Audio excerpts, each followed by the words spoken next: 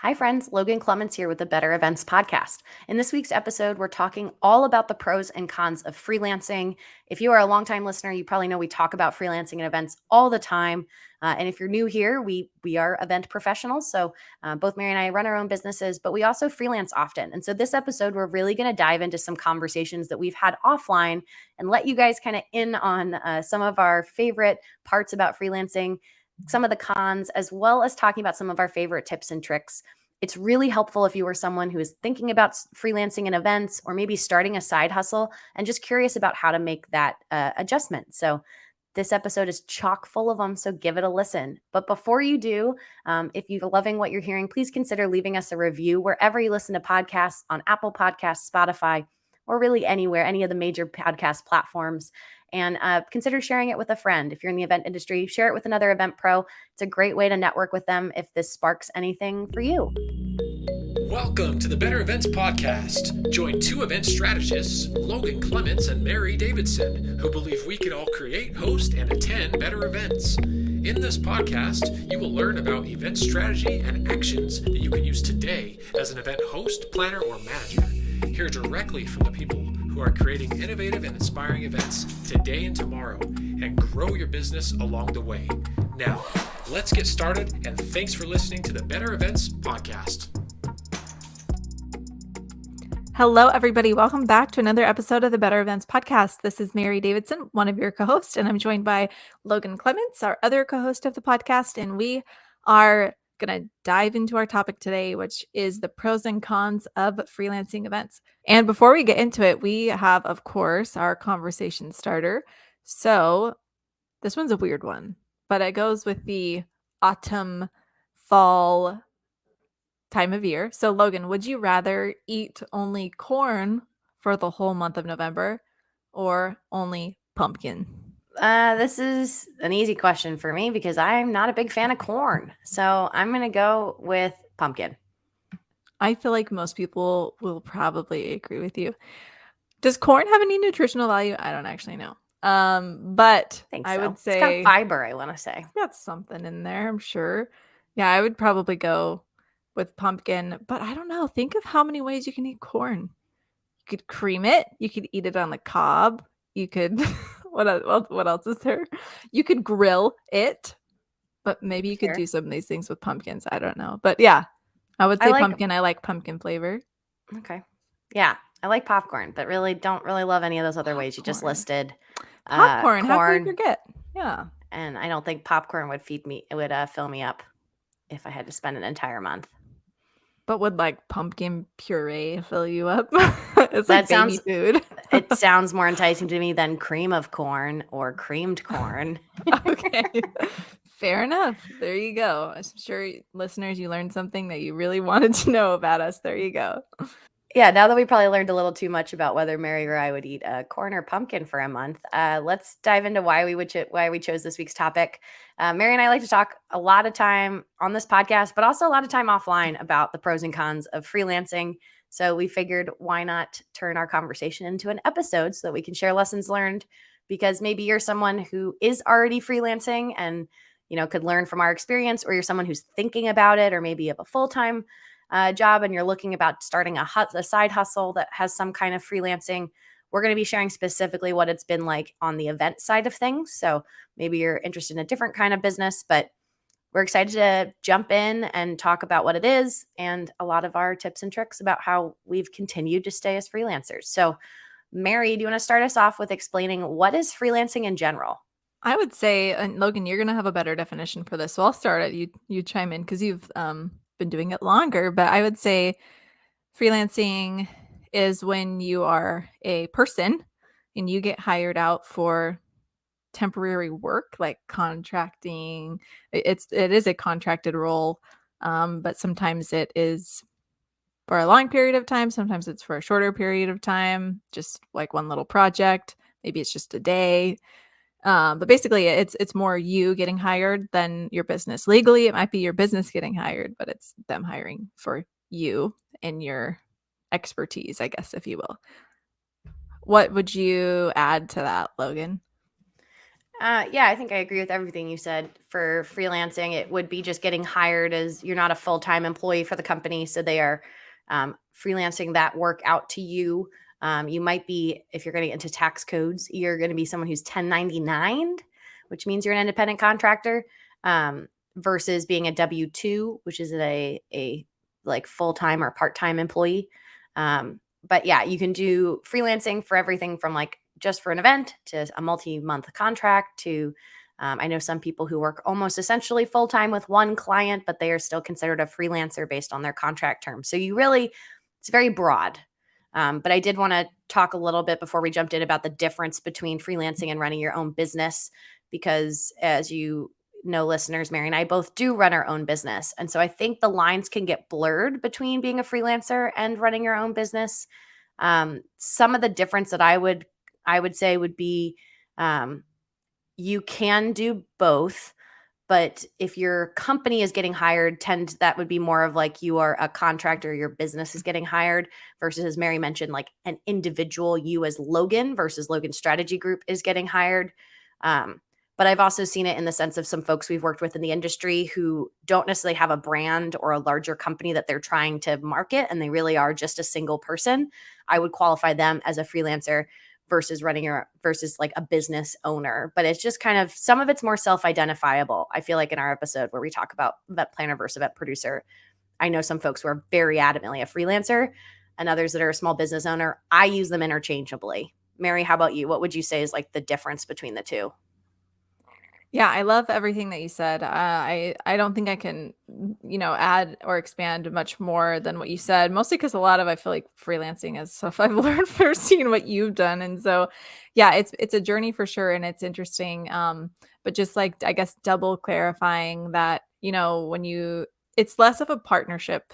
Like, and sometimes I think in business, like if you're working with somebody else, it feels more like a partnership. Freelancing is more um, individual, and most likely the end client will never know that you have your own business. And so it is quite different to me, and I will usually explain it or call myself that depending on who I'm talking to. So if it's like another event planner, I'll be like, yeah, I'll freelance for you. But if it's like a person who could be my client, I'm like, yes, I am an event planner or producer, and I would love to have EP events work for your event or something. I just like sold that really poorly, but it is really different. And Logan said that, but I just wanted to touch on that again. Yeah, and I probably verbally use it a little more interchangeably because often Logan Strategy Group and me as Logan Clements are interchangeable for kind of what I Mhm. do. And I'll use other freelancers to take on larger projects, and then Logan Strategy Group gets hired. But I am usually quite transparent that those folks are freelancers, not that I have Yeah. any other like full time employees.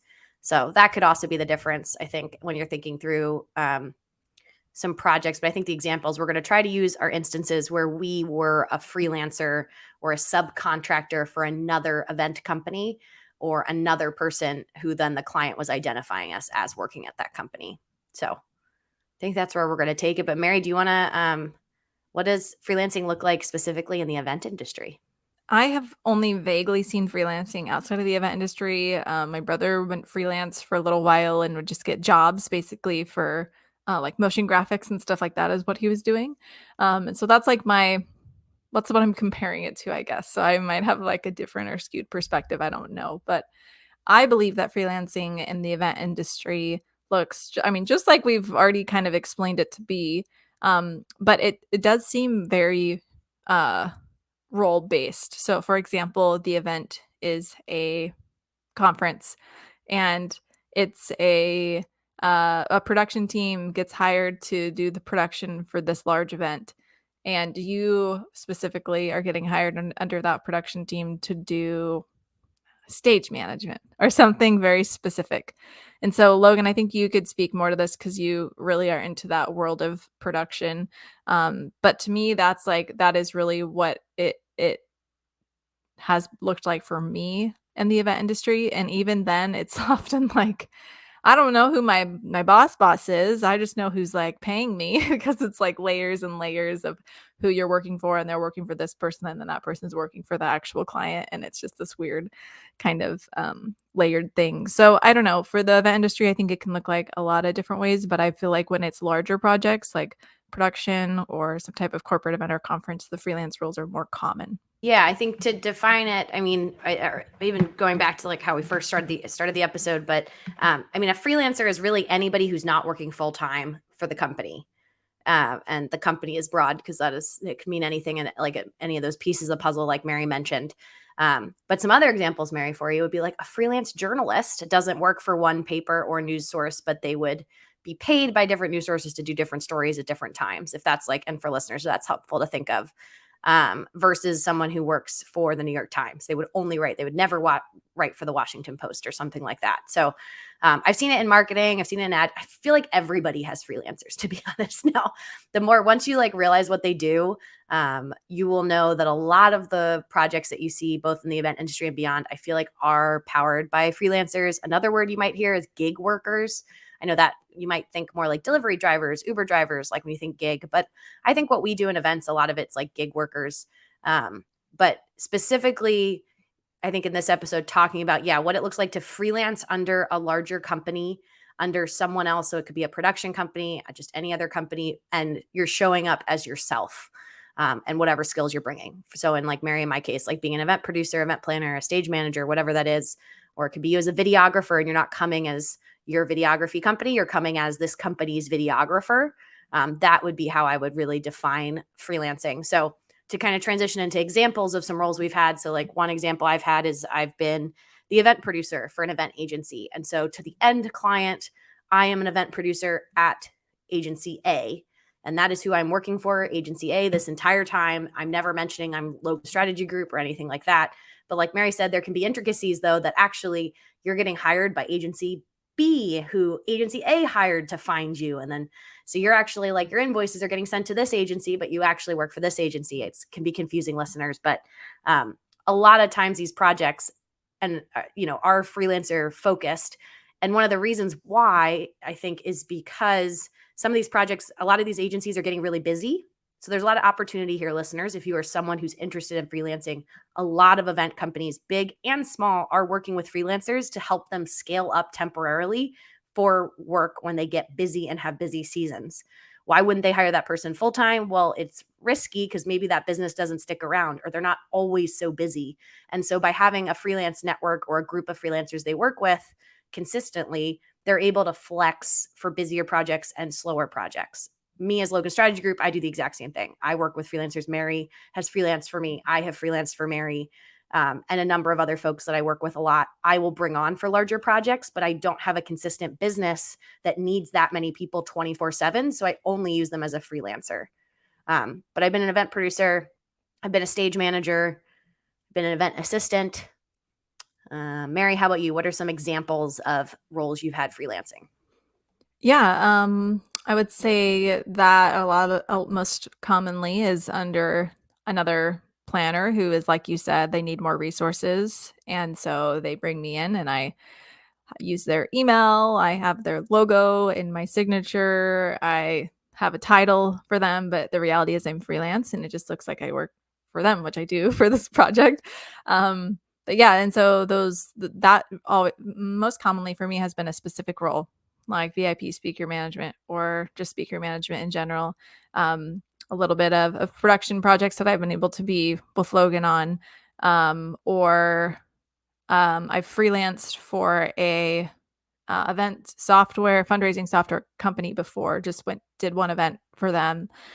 So yeah, it is usually these one-off things. Most commonly, the software one I just said is like way less common. Most commonly, it is underneath another planner doing something like that, or underneath an event agency where it's the scenario where they like just took on a really big client and they were doing all this company's events, and so they needed people, and so they just sent me to represent them for one day in Nashville. And so those are always like really random. It feels like, honestly, freelance gigs a lot of the time seem really random to me, but they're always an experience. So that's what they've kind of looked like on my side.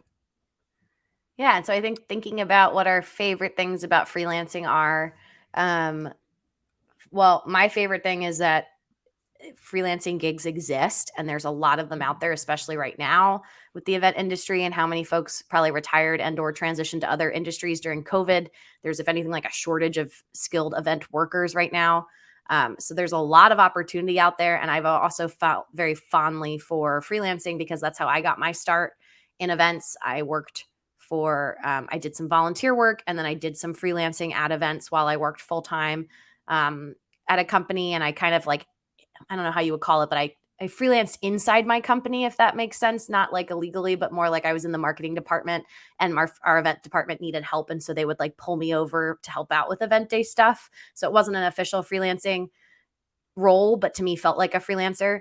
And that kind of showed me like, oh, this is a need. There's things for that. So I get really excited because there is endless opportunity for freelance gigs. And I found the key to that is just making sure you don't have an ego about it. Like Mary's saying, um, you can find success on the freelance side if you're not someone who's going to go around trying to like spread the word about your company or something like that. You can build a very strong reputation just off you personally that eventually could lead to business for or to new clients and growing your business. But I always say when I work for freelance for anyone else is I'm just Logan, and I'm happy to be labeled as Logan who works for agency ABC. I'm happy to be Logan who works for company ABC. It really doesn't matter to me, or if I'm Logan from Logan Strategy Group. Like I will present the same level of work no matter what. What about you, Mary? What's one of your favorite things about freelancing? Yeah, I would say that it's just really nice for me. I always word it like sometimes I really like being a piece of the puzzle rather than having to manage the whole thing.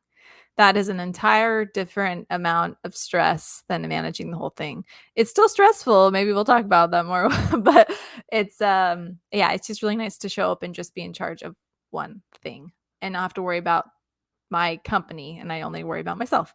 And that's the component that was nice to being employed full time, is like the company was kind of in charge, and then also if anything happened, they were in charge. I didn't have to figure it out. And so freelancing sometimes, it depends your role, feels similar, and that can just be a really nice breath of fresh air. So for that reason, I like to rotate. I like to have a healthy amount of freelancing with a healthy amount of my own clients, and that seems to be nice. So that's one of my favorite things.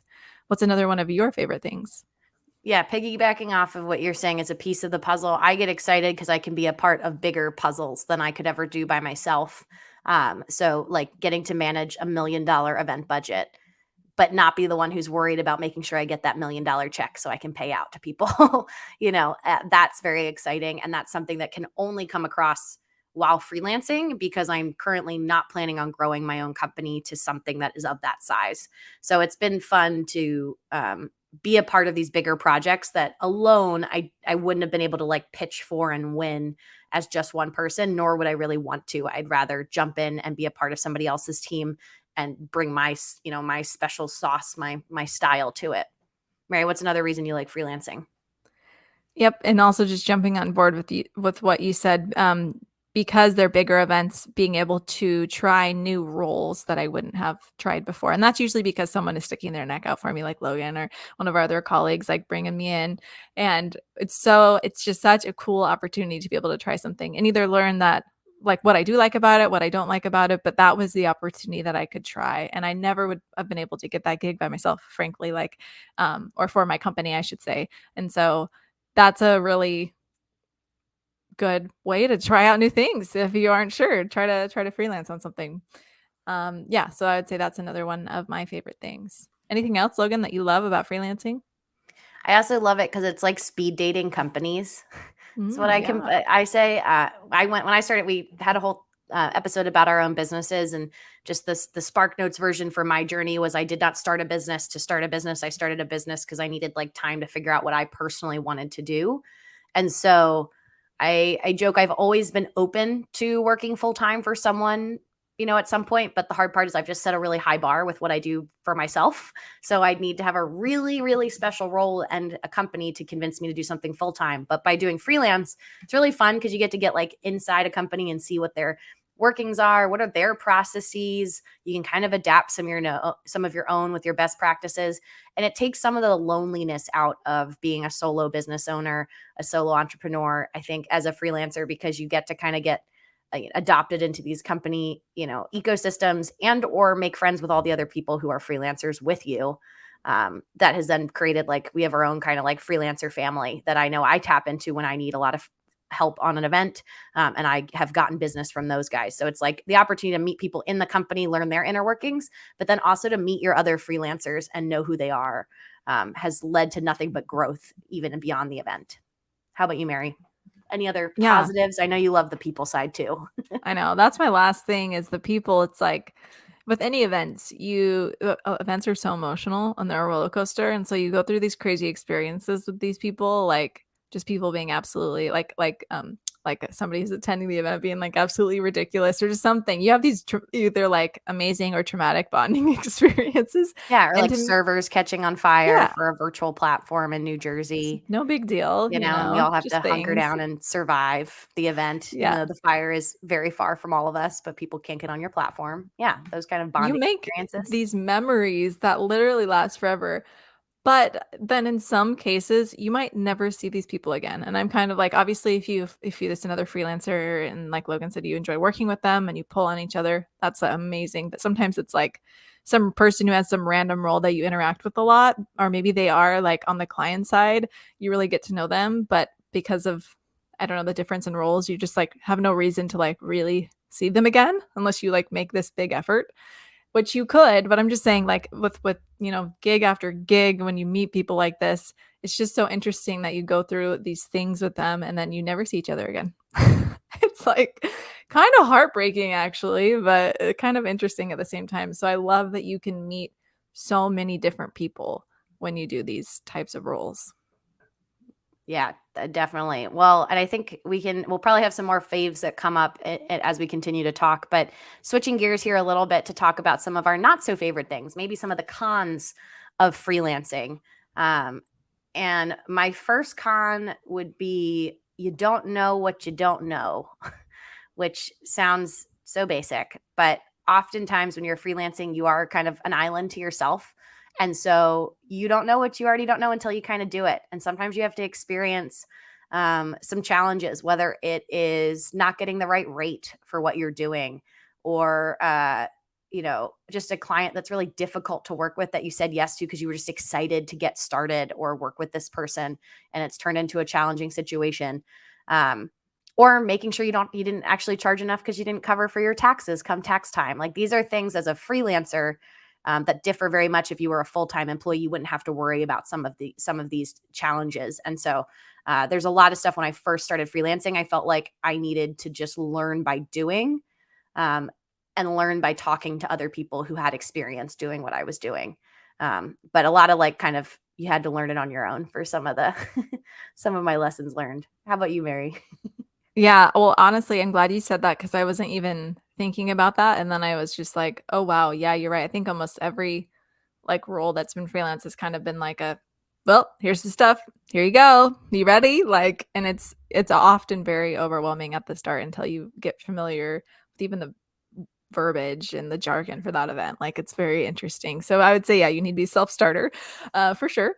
Anyway, that was like going off of what you were saying. And I would say along with the favorite thing of meeting all these different kinds of people, I would say that's also a con because some people you definitely never want to work with again. And so you just kind of have to, I feel like you have less control over who you're working with when you're freelancing, right? Because you're not building that team.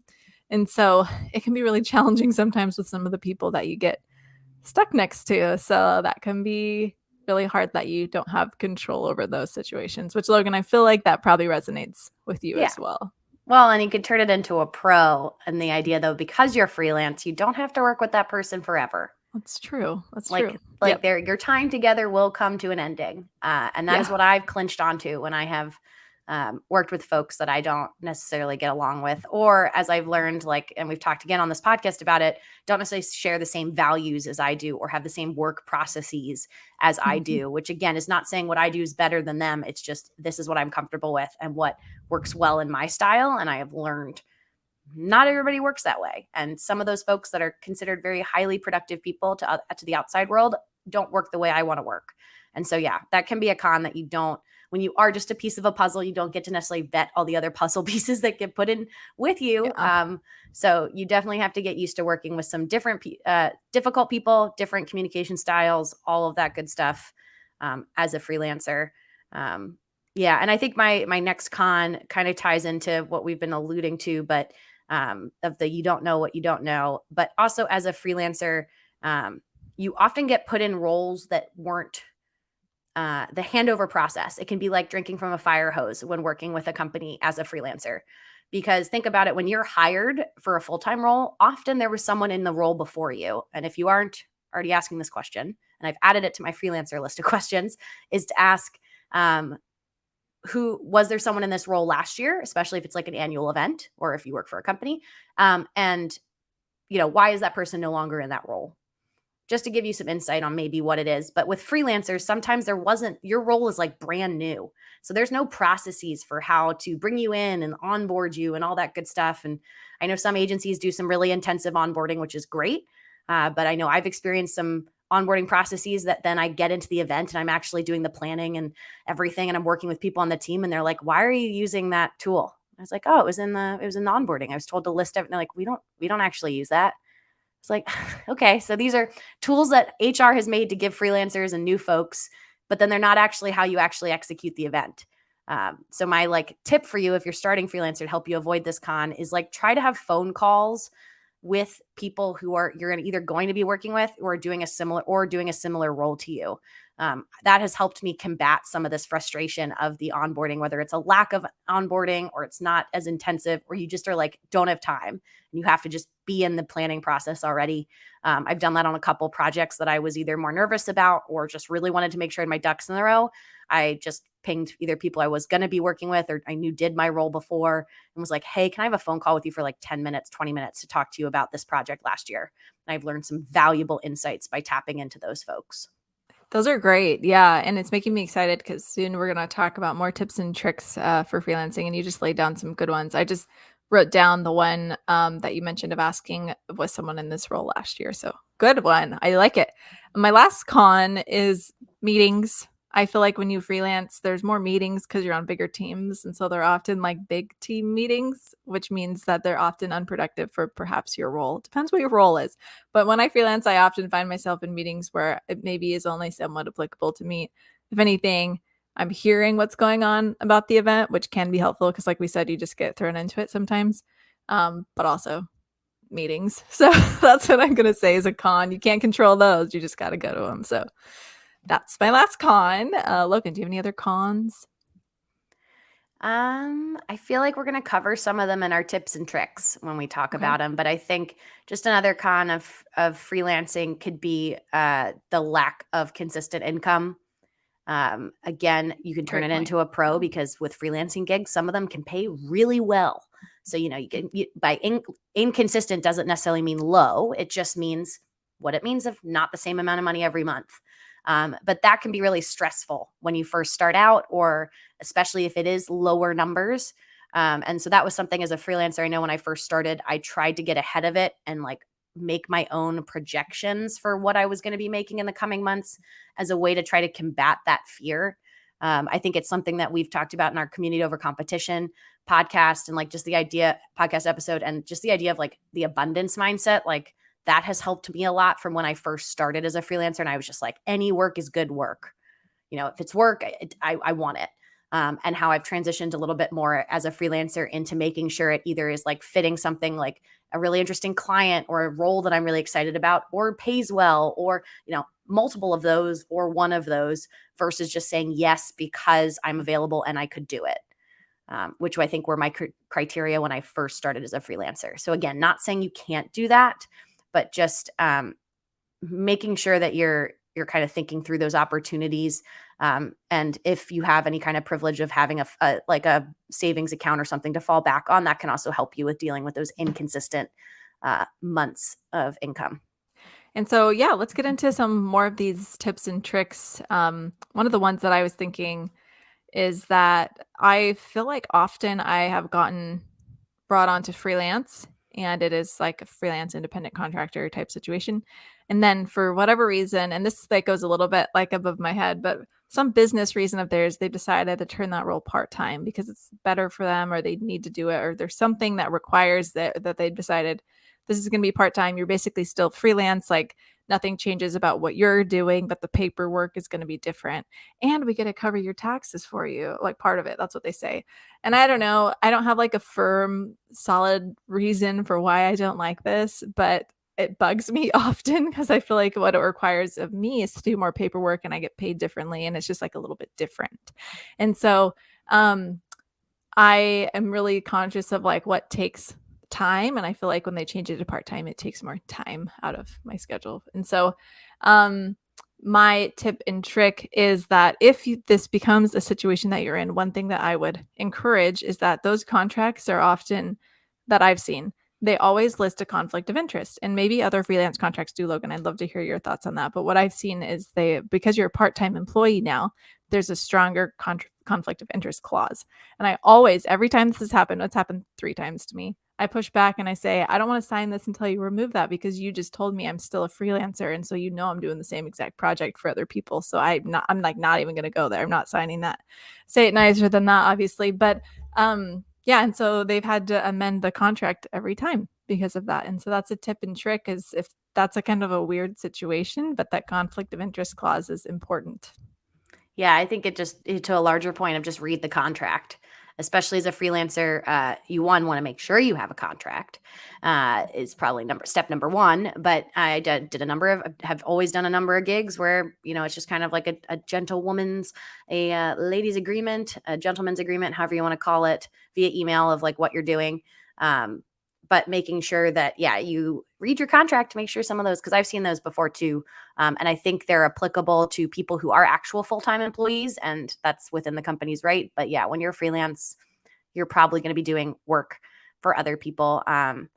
I've also seen like NDAs and stuff like that's more common, and I'll sign those. I have no problem doing that, where I'm just not disclosing specific information about the company's inner workings that I'm going to get access to. That's totally normal if you get that as a freelancer, but also up to your own personal level of comfort. I think my next tip or trick, Mary, we've talked about this extensively, but the new thing that I always ask in freelance as of 2022 has been if the role is time-based or task-based, because I feel like I've gotten burned on this a couple times in projects.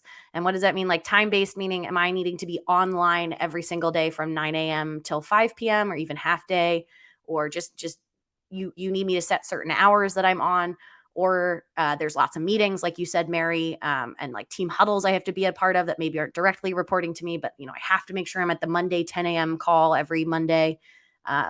Or is it more task-based, where it's like, hey, I need you to rate the run a show. You're doing the producer stuff. Like, as long as that stuff's getting done on certain deadlines, I don't care when you do it, whether it's at 9 a.m. or midnight or a Sunday or a Tuesday. It can kind of ebb and flow with my availability. And that's been a helpful question for me, especially with the person hiring me, because I found sometimes they haven't even thought through that part. Because a lot of times when I say I've gotten burned on this, I think the person who hired me as a freelancer, they didn't know the answer to the question at the time, even if I had asked it, and I only learned it by doing. But for example, I had a freelance project that was me kind of supporting a bunch of creatives as they delivered. They created some deliverables for an event, and the frustration part for me was I needed to kind of just be on call and ready to answer them whenever they needed me. But they also didn't want me to bill for the time that I was on call. They wanted me to only bill for the time I was actually doing the work and connecting people. Now that was a problem for me or a challenge, because they had a separate email they wanted me using. They had a separate communication platform like Teams that they wanted me to use. It wasn't like Slack or something that I could have up on other channels. And a couple other platforms I had to monitor that are just not natural to have up, versus like if they were sending me emails to my company email. And that was just really challenging. And I had a really hard time working through that project, just because we were kind of at odds, where I felt like it was task-based. They felt like it was time-based, but they didn't want to pay for the time. So just things to ask and have those conversations, because like I said, income's going to ebb and flow, and your availability is going to ebb and flow, because some of these events are all encompassing, as we know, Mary. Yeah, I love it. Like, if you remember anything from this episode, remember to ask that question, because I agree. And I've learned the hard way as well. And so when you brought that question originally up to me, Logan, I was like, yes, like what a good way to word it. So I couldn't agree more. The only other thing that, well, there's lots of tips and tricks, but the one other main one that I have seen that I thought was really interesting was I had a conversation with a an event company with this person who also freelanced. And so this is one of what we talked about. Sometimes those lines blur and it can maybe even be confusing about your service offerings depending on who you're talking to. So she knew I was a planner, and so she talked about her general like business services, but then she showed me a handout that she had that she sent me after our meeting that listed exactly what she can freelance for a planner like me, and it listed the services out, and I was like, wow, what a good idea. I love that. And so it really targeted that conversation even more. And so that's a tip or trick I have. I still need to do that too. I think it's a great idea to create a handout like that that you can give for freelance information. Yeah. And I think just to your point too, even as a freelancer, just narrowing down what you want to do. You can Mm-hmm. totally be willing and tell someone, like, hey, if you have an event, call me. I'm happy to be a part of it in whatever capacity. But I would always add in a, like, have a sentence. And I say this to anyone who's even new in the event industry, have a sentence or two about like what gets you excited, because that'll help me remember you when I'm trying to think of other projects. Cause be like, Mary told me she was really excited about nonprofit events, and I have a nonprofit conference and I need extra people. I'm going to call Mary. Versus if Mary just said, I love events, it just might not, it's not going to make you as sticky in people's memory when they're coming up with gigs. Cause I feel like, as a tip with how to get freelance gigs, a lot of them is just timing. Whether it's me as a freelancer reaching out to someone with an email of like, hey, I know you have something coming up in December. I would love to check in. What are your dates? Do you need any support on your event? To like, I've just had these conversations with people saying, hey, I'm Logan. I'm really excited about show calling and producing. And that stickiness in their brain is like, oh, I need a show caller. I'm going to email Logan. And I've only learned after the fact of that's how gigs have come about. Um, but yeah, so just make sure start to think about what gets you excited right now. It's okay if that changes and evolves. My answer to that question has evolved each year and every year, and I expect it to continue to evolve. But like Mary said, a handout sounds amazing, Mary. That is a very good idea. Um, but if you can't even get to that point, just having a sentence or two about what gets you excited or what roles you're looking for, even if you are open to more, will make all the difference. I love it. These tips and tricks have been great for me. So hopefully for everyone listening as well. Please reach out if you have any questions about freelancing and all the things. We could And totally do now like a part 2 to this, I'm sure. we Cause could. Yeah. I know this is a longer episode for us, but we could probably continue talking. We just scratched the surface of our Yeah. favorite tips and tricks. Yeah, Um, definitely. Send your questions. yes, please send us an email if you have any questions, or message us on social media. But I think, Mary, that brings us to our bonus tip, which you have this week. I do. So our bonus tips, as you know, can be random. This one's quite random, so we're kind of shifting gears a little bit. Still events, obviously. So this is for nonprofit events. If you are doing an event for a nonprofit, please ask for nonprofit discounts when you're booking anything, like, or buying anything. And I know it feels weird, but if you're at all in fundraising, it's not weird. People will just say no, and that's no big deal. But actually, reality is most times they say yes. So like when I've done fundraising events, like 70% of the stuff gets discounted or donated. So just ask. It hurts my heart when people just go buy stuff. So that is my bonus tip for the day. We love a good savings tip. Thank you, Mary. That was a great bonus tip. And that brings us to the end of our episode. You can follow us on Instagram, Facebook, or Twitter at Better Events Pod. You can send us an email at bettereventspod@gmail.com. And as always, thank you for listening, and we'll be back in your feed again next Wednesday. Bye, folks.